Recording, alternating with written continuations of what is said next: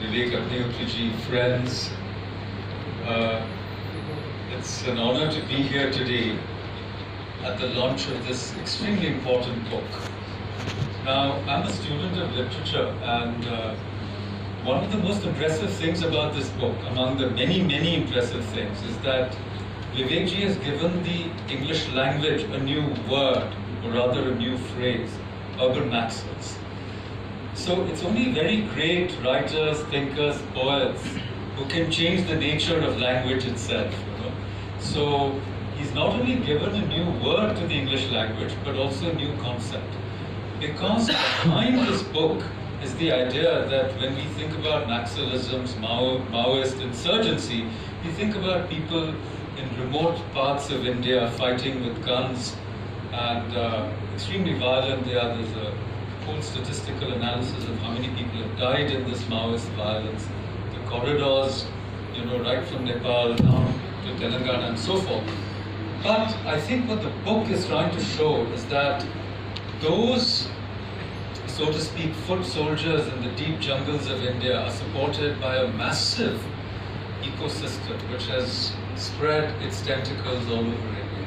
So urban Naxals at one level is the story of uncovering that nexus, and therefore this new word and new concept given to our vocabulary also is extremely important for the kind of nation we want to build today, which I'm going to come back to in a few moments. But I regard the book to be a triple triumph.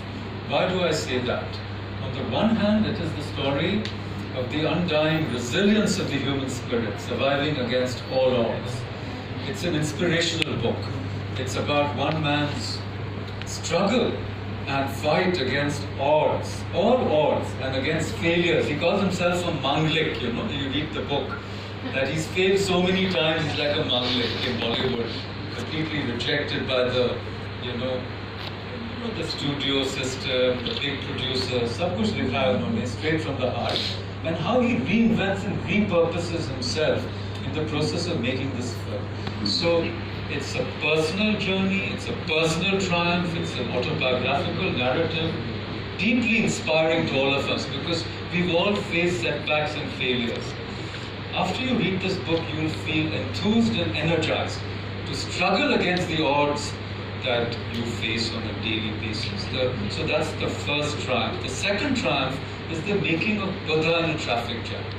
How he makes the film, and the unexpected sources of support he receives from the common people of India, and how he comes to learn about India. And one of the insights of the book is that suppose we became a nation of problem solvers, rather than, inefficient people who coexist with problems, we would be number one. So the book is peppered with his own insights about, the state of the nation, as it were. So that's the second triumph. And of course, the third triumph is this fascinating analysis of this problem that plagues us in India. And just this morning, we were in a video conversation, and we were thinking about how we have to wean away the youth from the doctrine of pseudo-revolution. Why do we call it pseudo-revolution? Because these revolutions are non-starters. It was said famously of the French Revolution that the revolution eats up its own children. But no revolution really in the history of humanity, if you define revolution as an armed overthrow of established authority, has actually succeeded, But so how to wean away the youth from these ideas? Sometimes they are romantic ideas, because the youth is idealistic after all, right? Of pseudo-revolution, and to take them towards the idea of the Indian Renaissance. And I think the book is a template, shows you how to get there. So that's why it's a triple triumph. And I know that you're all eager to listen to the minister as well as Vivekji, so I'm going to close with just a couple of comments. In fact, on the sideline, I was hearing Ankurji talk about Garuda Prakashan. But, we all are familiar with that famous, verse from the Rig Veda, which is, of course, 164:46, about Ekam Sat Vipra Bahuda Vadanti. That is by a sage called Dirgha Tamas. The name of the sage is Dirgha Tamas. So some people think that he was probably blind.